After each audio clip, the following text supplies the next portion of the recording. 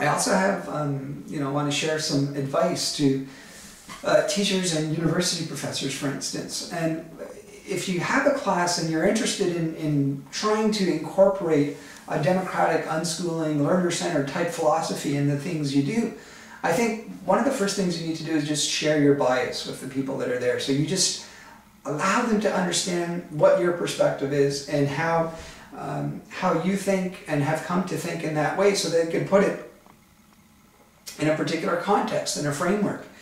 And the other thing I think is so crucial is that we have to get rid of grading.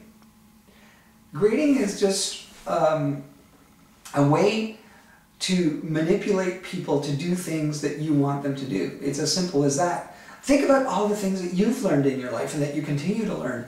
Think about how powerful you could learn these things and have you've learned these things without having to be subjected to grades, right? I mean, some of the most powerful learning opportunities I've had is just having conversations with people and talking to people about things and going to conferences where I decided to go to a particular workshop. At the end, I wasn't graded or tested or whatnot. You don't need to be graded in order to learn things. And grading and learning, many people, John Holt and so on, they talk about how grading actually hinders learning, right? That you start to learn about things, and if you introduce grades into that, then what you're doing is you're just interested in the grade and you're not interested in the learning anymore, and that's a very powerful phenomenon.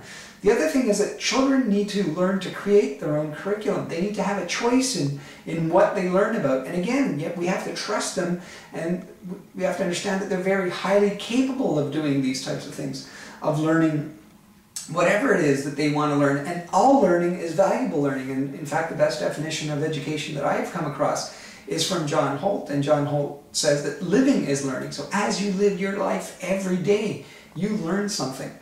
And again, we have to trust students, and we have to give them a very powerful reason for being where they are, other than, we're here to rank you and pass on basic information to you. Basically, they have to, in my context, what I say to them is, look, I'm not interested in ranking you. We're here for a reason, and my motivation is that I believe that children are the last acceptably oppressed group, and many of the people that I interact with work in schooling contexts. And so I say to them, look, the most important thing is that we have to recognize that children are being oppressed, and those who are in school systems, as Noam Chomsky says, are commissars to this whole oppression of children. And again, it's not only schools that oppress children. I mean, you could be in home environments where children are being oppressed, and I share examples often of how even young people in their own homes aren't allowed to do things and express freedoms and make decisions for their own lives. So it's not only schooling; it's a broader thing that takes place. So back to advice to teachers and university professors. The other thing we have to think about is compulsory attendance, right?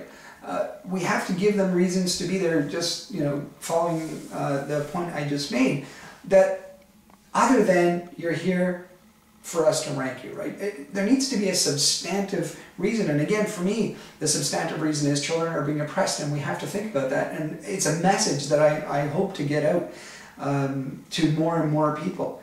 And, that we have to stop this type of oppression. Now, the other thing is assignments, right?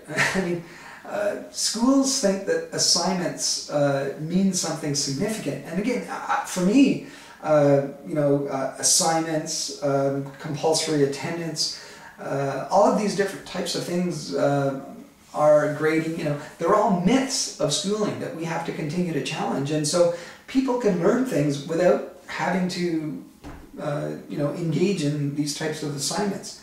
And if they're interested in learning about something, you'll see how they just thrive in that environment.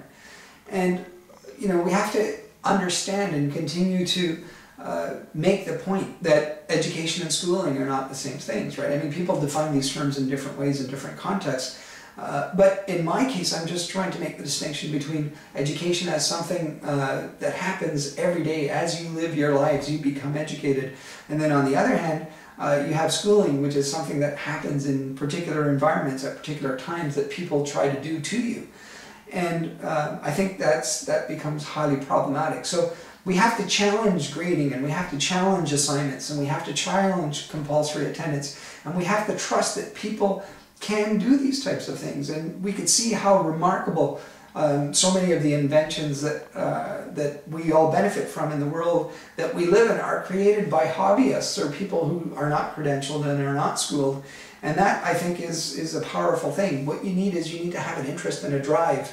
And different people have different interests and different drives, and so they should be allowed to go with those interests and those drives.